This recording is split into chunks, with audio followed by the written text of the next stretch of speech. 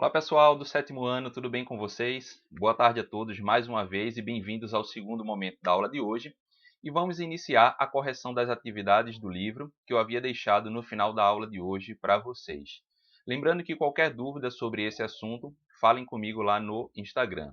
E é importante que quem ainda não estiver com o livro para fazer a atualização das respostas, escrevam no caderno o número da página, o número da questão e a resposta. Por quê? Quando vocês estiverem com o livro, aí vocês atualizam, porque ele vai ser corrigido no final da unidade para compor a nota de vocês, tá certo? Bem, então como vocês observam aí, páginas 5, 6 e 7. Vamos então aí à primeira questão. Essas três questões, elas estão na abertura do livro, né, do capítulo, e elas são mais aí umas perguntas introdutórias, né, para a gente ter um pouco mais de noção sobre o assunto que nós vamos ver ao longo do capítulo. Então, vamos ler cada uma delas e identificar a melhor resposta para cada uma. Ela diz o seguinte, a primeira: durante nossas vidas, visitamos amigos, parentes ou fazemos viagens para outras cidades. Em situações como essas, naturalmente, nos deparamos com paisagens diferentes daquela do lugar onde a gente vive, né? Lembre-se de algum lugar em que você visitou e faça uma breve descrição da paisagem. Algumas delas assemelhavam a lugares, né, presentes nessas imagens. Então, aí no livro de vocês, no início da unidade, tem uma imagem, o fundo, né, do livro. Ele mostra algumas imagens com paisagens aí, principalmente destacando as características naturais totalmente diferentes uma das outras. E aí, essa resposta para essa pergunta, ela é pessoal, porque aí vocês vão relatar uma experiência própria de vocês, onde vocês fizeram uma viagem para um determinado lugar, independente de onde seja, e vocês perceberam que a paisagem do lugar, principalmente as características naturais, elas são diferentes dos locais onde vocês atualmente moram, tá certo? Então, atualizem essa resposta aí no livro de vocês. Pode fazer um relato apenas breve ou até mesmo colocar o nome de uma cidade que vocês foram e perceberam que a paisagem do lugar ela é diferente. A segunda questão ela diz o seguinte: observe as imagens com atenção e aponte quais diferenças existentes entre os lugares apresentados. Então, se vocês observarem, todos eles vão apresentar características diferentes no que diz respeito ao clima, à hidrografia e à vegetação. E claro, também aí com relação ao relevo, mesmo que não esteja visível na imagem, mas podemos concluir que se o clima, a hidrografia e a vegetação é diferente, o relevo também vão apresentar aí algumas alterações nas suas formas. Terceira questão, ela diz o seguinte: ó, converse com os colegas sobre os aspectos de cada uma das paisagens e responda quais fatores influenciaram a formação dessas paisagens. Então, de acordo com o que a gente tinha visto na aula de hoje, a gente sabe que as paisagens elas vão ter influência tanto do clima quanto da vegetação, tanto do clima, tanto da hidrografia, também do relevo. Mas o fator predominante que vai destacar aí as características de uma determinada paisagem é justamente o clima, tá? E atualizem então a resposta que aparece aí para vocês. Página 6, a primeira questão, ela diz o seguinte: ó, antes de iniciarmos os estudos sobre a diversidade natural do Brasil, que foi o que a gente viu na aula de hoje, iniciamos, né? Vamos analisar as características da paisagem do estado onde você vive. Em grupo, faça uma busca na internet sobre as principais características naturais do seu estado.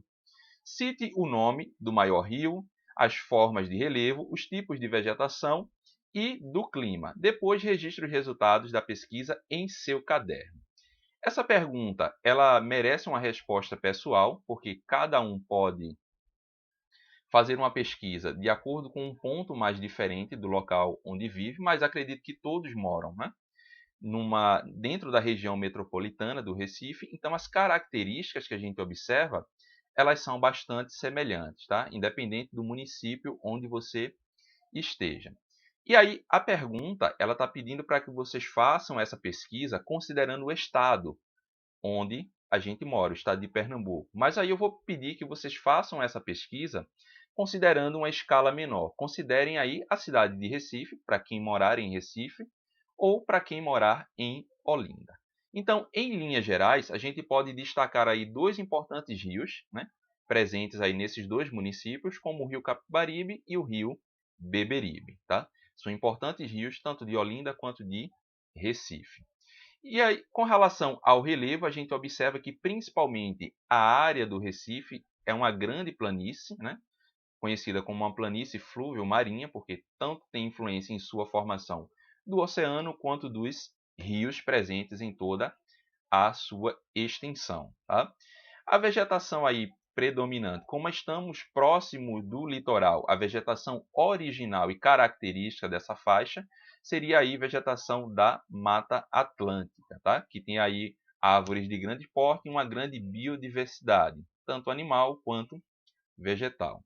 E com relação ao clima, estamos inseridos dentro de um clima tropical litorâneo e que vai ter características aí de temperaturas altas ao longo todo o ano, em sua maioria, e precipitações aí principalmente durante o período de inverno, né, que é ali entre os meses de maio a agosto é o que a gente chama da quadra chuvosa para essa região da faixa leste do Nordeste brasileiro. Então, são informações aí.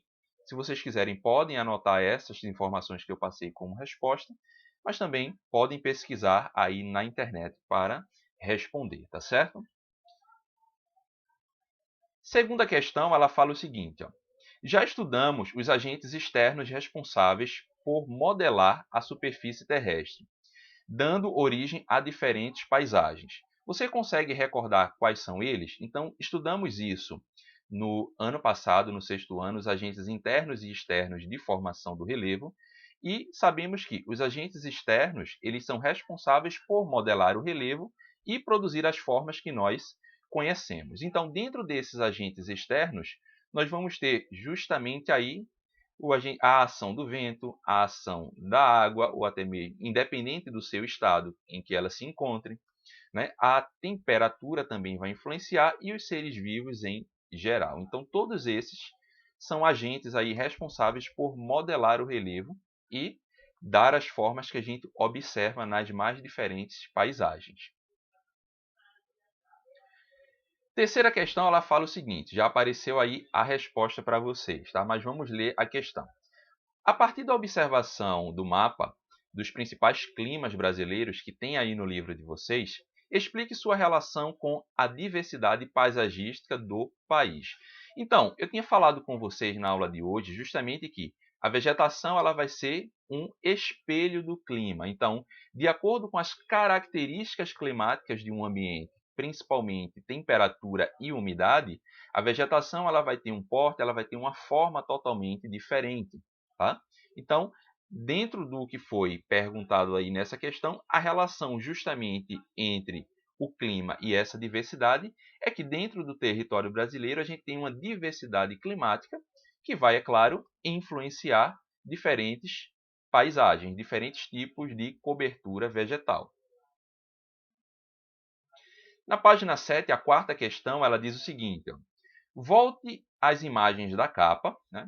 Observe o mapa dos climas e cite um elemento da paisagem diretamente associado à ação do clima. Então, o clima aí, a gente sabe que ele vai ser responsável, né, por produzir diferentes paisagens, diferentes coberturas vegetais, mas também as características climáticas do ambiente, ela vai ser responsável aí pelo relevo também.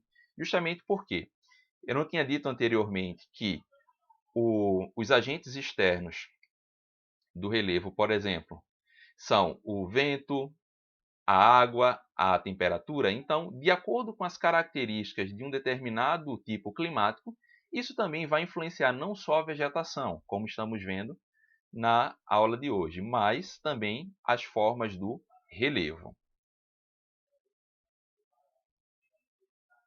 Bem, pessoal, próxima questão, a número 5, ela diz o seguinte, ó, a resposta já apareceu aí para vocês, tá? Mas vamos ler então a questão.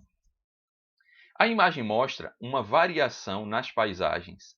Analise-a com atenção e aponte qual foi o principal fator de formação do clima responsável por essa variação e a consequência de sua atuação.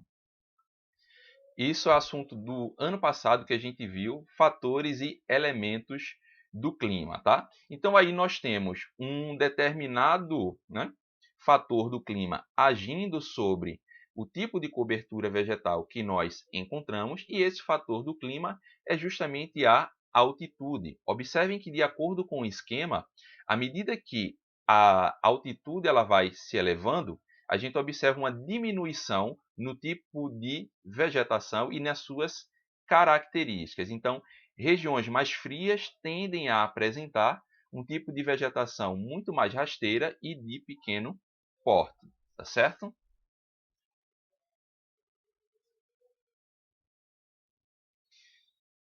Próxima questão, na página 7, a sexta questão, ela diz o seguinte, ó.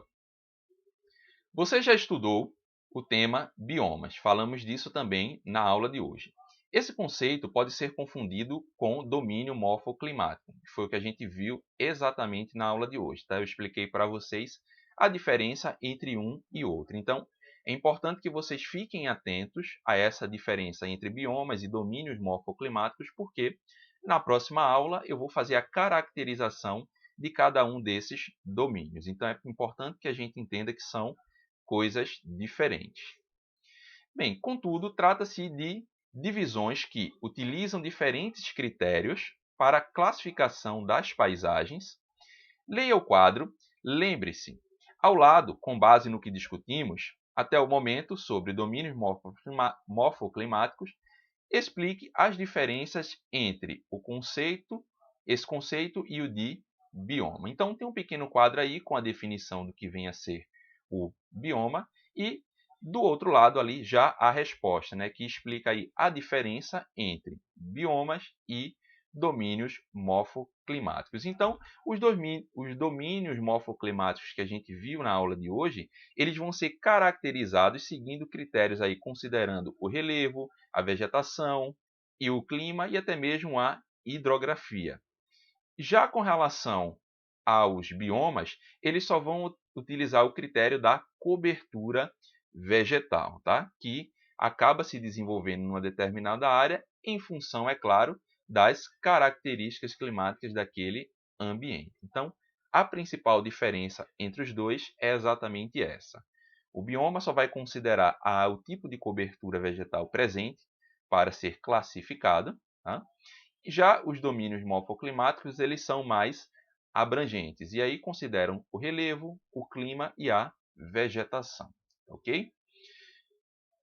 Bem, pessoal, essas foram as considerações da aula de hoje. Lembrando que qualquer dúvida sobre esse ou assuntos anteriores, falem comigo lá no Instagram, tá certo? Então, tchau para vocês e até a próxima.